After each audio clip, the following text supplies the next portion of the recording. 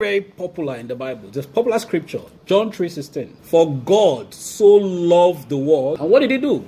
He gave his only begotten son. He gave, he loved, and he gave. So the essence of loving is giving. Do you agree with me? I want to believe so. All right. Thank you. So if we truly love ourselves so much, then what do you want to give to yourself as a proof that you truly love yourself? What do you give yourself to protect your future self from life unexpected events? All right.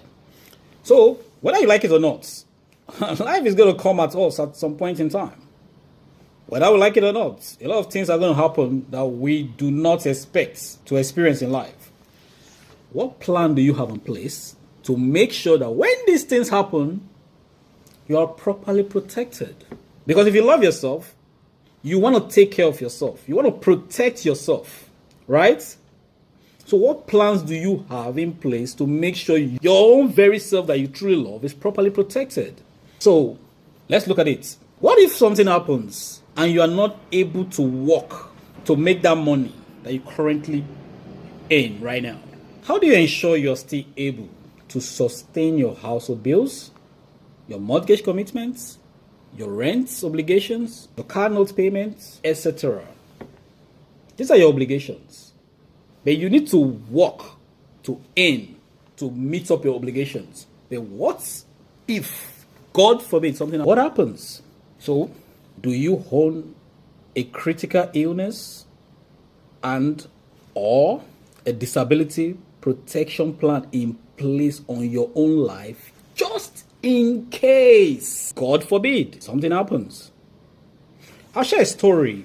The story was about how Uncle Dave and his clients that he helped settled into Canada when she just came in as a new immigrant. And then, for some reasons, while he was trying to settle her and help her to settle into the country, she got a good job at that pays her about 90K above. And then she had to relocate from Ontario to Alberta.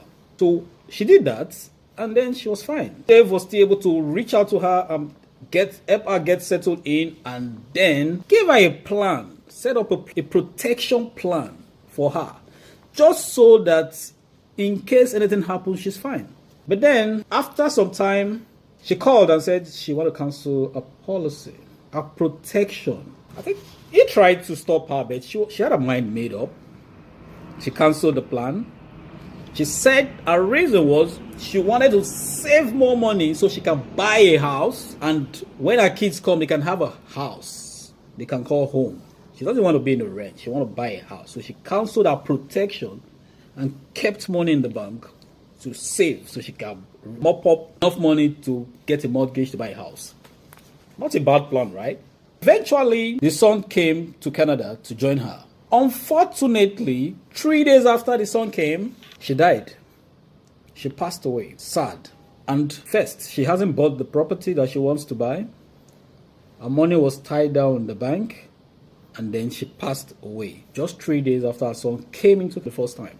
And just in case you don't know, in this part of the world, when someone dies, they froze their bank account first, because they have to reconcile your assets and your liability through the probate system so they can settle your debts. So this woman died sometime around late 2022 or so. But up till now, her money is still frozen. She hasn't bought the house. Her money is still in the bank.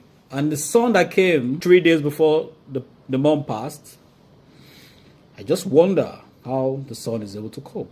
So what plan do you currently own to protect yourself just in case? To protect your own self.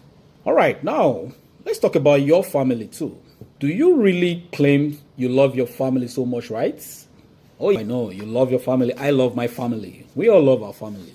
But what's been in this business? What protection do you have in place for your family, just in case? We should be asking ourselves, because charity begins at home, right? Because with a proper protection in place, at least when someone dies, you can't replace the person. that at least the finance, the income that the person used to put to the table that takes care of the family's lifestyle can be replaced. And that will help the family to sustain to some extent. At least cry cannot bring back a dead man, but at least the money can still take care. You can pay off the mortgage, pay off the debts, the credit card, the card notes, and then still have some money to put aside for the kids' education. These are very important.